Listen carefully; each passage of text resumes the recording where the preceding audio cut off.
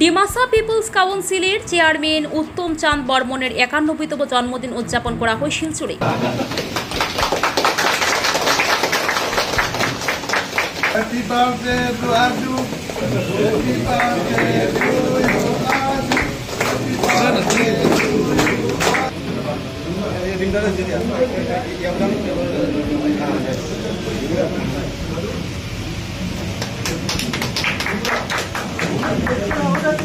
ইতিহাস সাক্ষ্য ডিমাসা শাসনকালে রাজকার্য সাহিত্য চর্চা হতো বাংলা ভাষায়। তাই ডিমাসা ও বাঙালি একজোট হয়ে থাকলে আর্থসামাজিক উন্নয়ন আরও বলিষ্ঠ হবে বলে অভিপ্রায় ব্যক্ত করেন আকসা উপদেষ্টা রূপম নন্দীপুর কায়স্থ। সোমবার শিলচর ডিমাসা সাহিত্যিক ভবনে ওই সম্প্রদায়ের বিশেষ ব্যক্তিত্ব তথা ডিমাসা পিপল কাউন্সিলের চেয়ারম্যান উত্তম চাঁদ বর্মনের ৯১তম জন্মদিন উদযাপন করা হয়। ওই অনুষ্ঠানের বিশেষ অতিথি রূপম নন্দীপুর কায়স্থের হাতে উন্মোচিত হয়ে উত্তম চাঁদের লিখিত Dimasa must have one nation or no nation নামের পুস্তক। এদিন প্রথমে জন্মদিনের কেক কেটে অনুষ্ঠানের সূচনা করা হয়।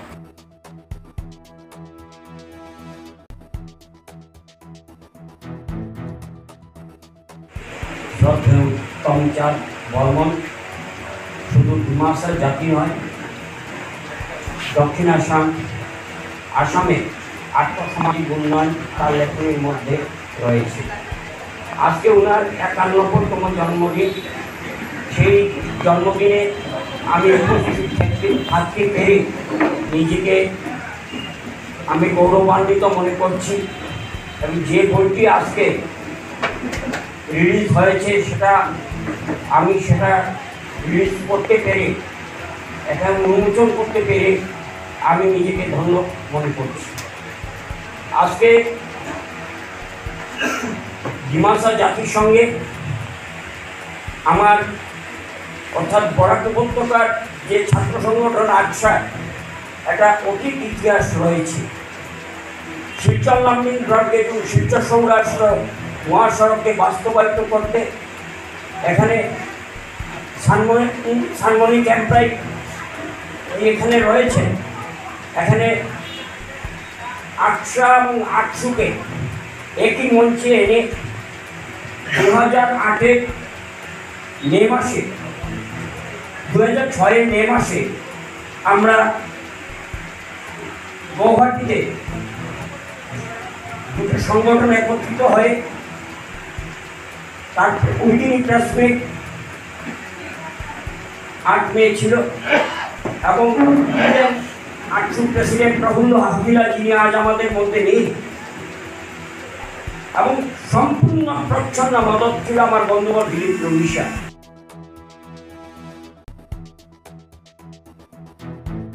বরাকের ৩ জেলা থেকে প্রায় শতাধিক ডিমাসা সংস্কৃতির লোকেরা জন্মদিন উদযাপন অনুষ্ঠানে অংশগ্রহণ করেন।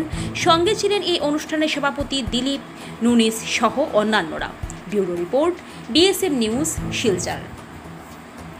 মই বৰ অনুভূত। মই ভাবোঁ যিমানটো মই ডিজাৰ্ভিং তাতকৈ বেছি হৈছে। কাৰণ হ'ল বৰাক বেৰিৰ পৰা, তাৰপিছত নাগালেণ্ডৰ পৰা, ধনচিৰি ভেলীৰ পৰা, বিটিআৰ এৰিয়াৰ পৰা ইমান মানুহ যে আহিছে মই কেতিয়াও ভবা নাছিলোঁ।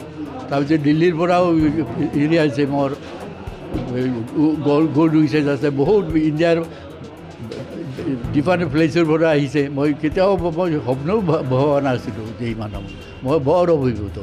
চবৰ পৰা মই বৰ কৃতজ্ঞতা। আজি মোৰ যে 91st মই বাৰ্থডে, যে এনেকৈ যে মই পাম মই কেতিয়াও ভবা নাছিলোঁ। মই সকলোৰে প্ৰতি মই বৰ কৃতজ্ঞতা জনাইছোঁ।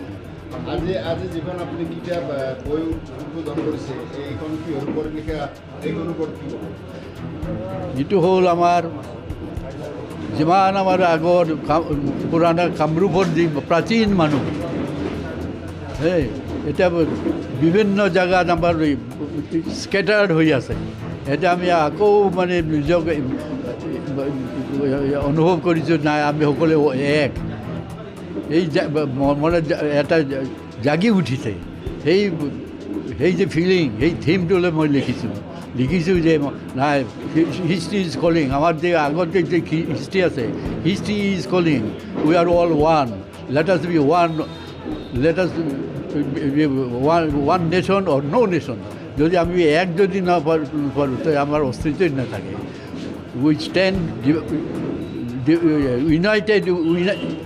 United we stand, divided we fall. এইটোই মোৰ থিম। অসমৰ আজি ডিমাচা পিপলছ কাউন্সিলে Dimasa peoples council of Assam এটা বাৰ্থডে চেলিব্ৰেশ্যন কৰিছে। তেখেতৰ বাৰ্থডে যি মানুহ সমাজ সেৱা কৰিছে, সমাজ সংস্কাৰ কৰিছে, জাতি এটাক সচেতন আনিছে, জাতিৰ ঐতিহাসিক হেৰাই যোৱা ইতিহাস লিখিছে আৰু ইয়াতে হিন্দুত্বৰ ওপৰতো, হিন্দু ধৰ্মৰ ওপৰতো নিজৰ জাতিক সুৰক্ষা কৰি ৰাখিছে। সেই ব্যক্তিজন হ'ল, তেখেতৰ নাম উত্তম চান্দ বৰ্মন। তেখেতৰ আজি 91 ইয়াৰ্ছ বাৰ্থডে। আমি DPC অৰ্গেনাইজ কৰি সকলো জাতি জনজাতিক ইয়াত প্ৰতিনিধি হিচাপে নিমন্ত্ৰণ জনাইছোঁ আৰু লগতে আকছাৰ এডভাইজাৰ ৰূপম নন্দী পুৰকায়স্থ তেখেতৰ লিখনি এটা হিষ্ট্ৰী বুক অপেনিং কৰিছে। হিষ্ট্ৰীখনৰ নাম হ'ল হিষ্ট্ৰী কলিং। হিষ্ট্ৰী কলিঙত আছে Dimasa must have a nation or no nation, তেখেতে উদ্বোধন কৰিছে। আৰু লগতে আমাৰ সুদূৰ মানে ব্ৰহ্মপুত্ৰ ভেলীৰ পৰা এইবাৰ সাজপুৰ ভিজিট কৰিব আহিছে ডিমাচাসকল। তেওঁলোকে নিজকে আমাৰ কাছাৰৰ বৰ্মনৰ লগত তেখেতৰ এটা অৰিজিন, আৰু তেওঁলোকে নিজৰ অৰিজিন ঠাইত আহি সাজপুৰ ঘূৰিবলৈ আহিছে। সাজপুৰ টুৰিজিম চিফ মিনিষ্টাৰে কোৱা নিচিনা তেখেতসকলে কৈছে যে টুৰিজিম ইণ্ডাষ্ট্ৰী ডেভেলপ কৰিব লাগে। আজি আমাৰ ডমেষ্টিক টুৰিষ্ট, আমাৰে নিজৰে কছাৰী সম্পৰ্কীয় আমাৰ ডিমাচা বৰ্মনসকল ব্ৰহ্মপুত্ৰ ভেলীৰ পৰা আহি সাজপুৰ ভিজিট কৰি নিজৰ চিভিলাইজেশ্যন, নিজৰ সভ্যতা দেখি তেওঁলোকে গৌৰৱ অনুভৱ কৰিছে। যদিও ভাৰতৰ সংবিধানত বৰ্মন বুলি লিপিবদ্ধ, তথাপিও তেওঁলোকে আহি আজি নিজৰ ইতিহাস দেখি, সভ্যতা দেখি তেওঁলোকক গৌৰৱ কৰিবলৈ ৰাস্তা পাইছে। সেইলোকে তেখেতসকলে আমাৰ ডমেষ্টিক টুৰিষ্ট হৈ পেলাই আমাৰ সাজপুৰ ভিজিট কৰা মানে DPCয়ে যিটো মূল মন্ত্ৰ লৈ পেলাই আমাৰ সমাজ সেৱাৰ কাৰণে কাৰ্যকৰী কৰি আছে, ইয়াতে তেওঁলোকে ডাইৰেক্টলি ইনডাইৰেক্টলি সহায় সহযোগিতা কৰা বুলি আমি অনুভৱ কৰোঁ। আৰু প্ৰত্যেক ডমেষ্টিক আৰু ইণ্টাৰনেশ্যনেল টুৰিষ্টক আমি ৱেলকাম কৰোঁ সাজপুৰলৈ। সকলোৱে সাজপুৰ ভিজিট কৰক, সকলোৱে এনজয় কৰক। সাজপুৰৰ সুৰক্ষাৰ কাৰণে বৰাক ভেলীৰ জাতি জনজাতি আৰু এডমিনিষ্ট্ৰেশ্যনে সহায় কৰক, সাজপুৰ প্ৰটেক্ট কৰক, বদৰপুৰ প্ৰটেক্ট কৰক। আমি এই লৈ চৰকাৰলৈ আহ্বান